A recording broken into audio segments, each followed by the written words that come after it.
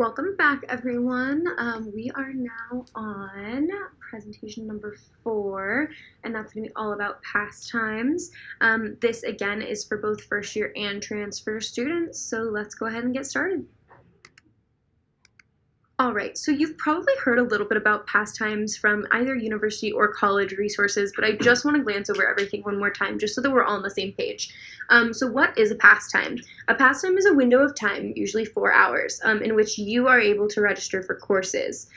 Pastimes are assigned based on how many units you have, and that does not include AP units. So a senior will have a better pastime than a junior, etc. This is because all of these students have specific classes that they need in order to graduate, and the classes get smaller as you move on. So seniors have the best pastime, and it moves down from there. Like I said, AP units do not count towards your total unit count for pastime calculations. Okay, so this is a question that I get all the time from students. It's like, oh my god, I missed my pastime. What do I do? First of all, don't panic. You will have another opportunity to register. If it's the day of registration, so like your pastime was at 8, it's now 2, and you're like, crap. If it's that same day, you can just wait until open hours. Usually that happens on a Monday through Friday, and it's 8 p.m. to midnight. If it happens to happen on a Saturday or Sunday for some weird reason, they're 10 a.m. to 6 p.m., and you can register then. And then just make sure that you don't also miss those.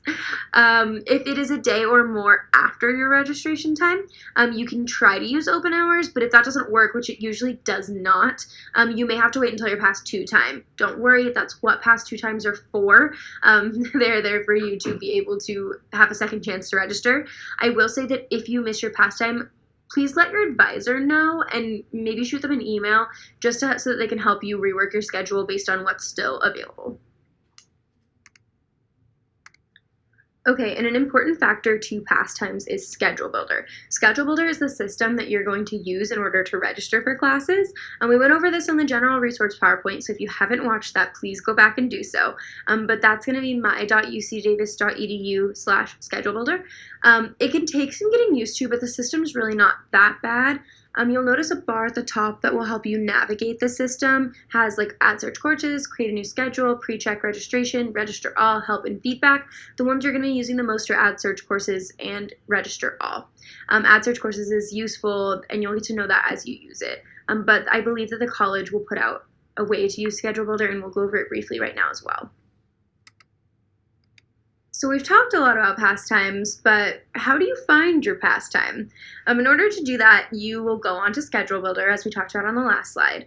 And it can be found here, which is displayed in this red box on the screen with a large red arrow pointing toward it. Note that it'll tell you both your pastime 1, so your first opportunity to register, and your pastime 2, your second opportunity to register. So please, please, please, at your earliest convenience, once pastimes are posted, go in, look at them, and then, like is on the far right here, please put a reminder in your phone for like one the morning of your pastime and another one 30 minutes to an hour before your pastime to make sure that you don't miss them. And then my recommendation, and probably everyone you'll ever talk to's recommendation, is have your schedule set up with backup schedules in advance so that you can make sure that you get the courses you need, because there's nothing worse than going on at your pastime and seeing that none of the classes that you wanted to take have open seats and then having to like crazily put together your new schedule at the last second. So backups are great. We'll use Register All for all of this registration, but if you have questions, we can go over that at your individual advising appointment as well. All right, so you're on Schedule Builder, you know your pastime has happened, you are 2 seconds past 8 a.m. when it said your pastime is, and now you have to register.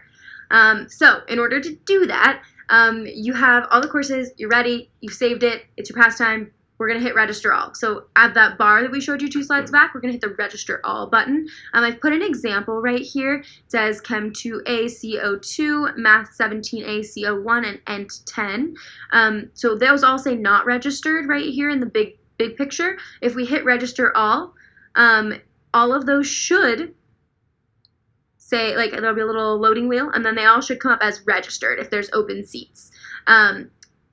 So that is how you register for all of your classes at once. If you need to register for an individual course, so like say you got 3 out of the 4 classes on your number 1 schedule, and now you have to go to your backup schedule to register for a different class. So if you need to go to your backup schedule to register that separate class, you're not going to register for all the classes. You're going to register for one individual class. So on this right picture over here, I showed you how to do that. So you're going to go find, say it's Chem 2A.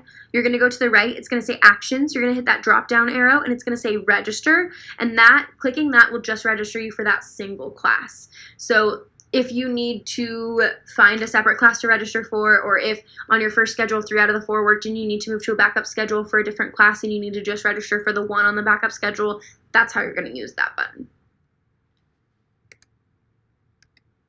Okay, so a couple tips and tricks from students and myself that have used Schedule Builder for a long time. Collectively, for all of us in the office, we have used for a combined of 22 years, so I think we kind of know what we're talking about. So number 1 is always utilize Calendar View, and I've labeled this top picture up here as number 1.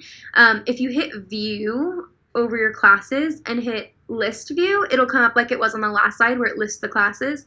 If you hit View and hit Calendar View, it'll come up how this first picture is denoting it, and that is just helpful for when you're trying to find classes to add to your schedule. It shows you exactly where they will fall in your schedule on a timeline, so that you can use that to help schedule your day. Tip number 2, if you scroll all the way down, it'll show you your final exam schedule, and I've labeled that with the second picture down here at the bottom, the whole thing. Make sure that all of your finals aren't on the same day. So when you're registering for classes, make sure that you take into consideration your final dates. I would say 2 on the same day is fine, but 3 might be kind of pushing it, especially if they're all science classes, and you're going to be pretty stressed during finals week. So just recognize the type of test taker you are and note what finals are on which days. And last but not least, if you stay scrolled all the way down, I've highlighted or boxed in this little red square down here. Number 3 is you can see your total amount of scheduled units. So it'll say, like at the top line here, it says scheduled units 12, current registered units 0. This is because I couldn't register actually for these courses because I'm not a student, but yours should say 12 or plus. And then any waitlisted units you have in workload units. For the total schedule units and current registered units, you'll want to stay at 12 or above for full-time status. And a super nifty thing that one of our peer advisors, Bianca, has made for all of you is she makes these super cool registration calendars. This is the one from winter 2020, just to give you an example, but I'll include the fall 2020 and winter 2021 registration calendars in this module under pastimes. And let's see. So if you see, it has all the important quarter dates. So when it begins, when the quarter begins, when instruction begins, 10th, 12th, and 20th, and 25th day of instructions, which all have very important notes that are on here. And then it also says when spring registration appointment times are available, and it also says when Pass 1 and Pass 2 appointments are. So these are great little reminders if you want to print them out or save them to your desktop or something so that you just have all of the important dates. That would be fantastic. They're super useful. I keep one taped to my desk at all times so that I can make sure that I am not forgetting anything. But like I said, they'll be sent out. They'll be attached to this module for the first 2 quarters of your time here, and then we will send them out via email at the beginning of each quarter, and they'll also be attached to your newsletter at the beginning of each quarter. So keep an eye out for them. And I know that all of what just happened is kind of confusing. Schedule Builder itself can be kind of confusing until you get the hang of it.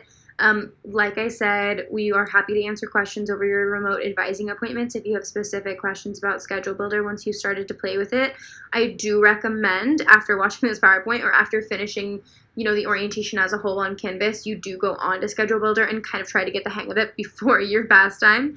But like I said, if you do that and you still have questions, we are available to help with scheduling questions. Remember, you have several ways to contact us, preferably by GDB Advise. I use davis.edu. If you're specifically having trouble with Schedule Builder, we do encourage you to send us screenshots of exactly what you're having an issue with so that we can hopefully help you troubleshoot.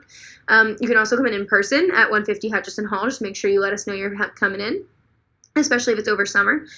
Or you can also call us over the phone, 530-754-4131 or 530-754-2281. Make sure you come armed with questions, a good attitude, and a willingness to learn, and we are happy to help you. So we've told you what pastimes are, we've told you how to register, we've told you what to use, but when do you do all of this? So after finishing the modules and meeting either remotely or in person with an advisor, is when you're going to register for classes. I believe that for first years, it's the first week of August, and for transfer students, it is the second week of August. I will put a for sure registration timeline in this module as soon as I get it. But just to remember, it's important to meet with us so that we can make sure that your schedule is accurate and will get you to your degree the fastest. We can help you take into account placement test scores, previous coursework, etc., and get you in the best classes for you. We'll also make sure that you remember to take your placement tests. Please, if you're starting a series, math or chem, 2A, 17A, please take the placement tests. And instructions for how to meet with us to do this. So when you meet remotely with an advisor, instructions for how to meet with us will come later, but make sure you're looking out for that as well. All right, so that is the end of your All About Pastimes module. Next is going to be what are restricted electives. So we're getting a little bit into more of the meat of the major. So please stay tuned for Module 5. Make sure you take the pastime quiz and check out all of the attachments to this module, and we'll see you in a little bit. Thank you.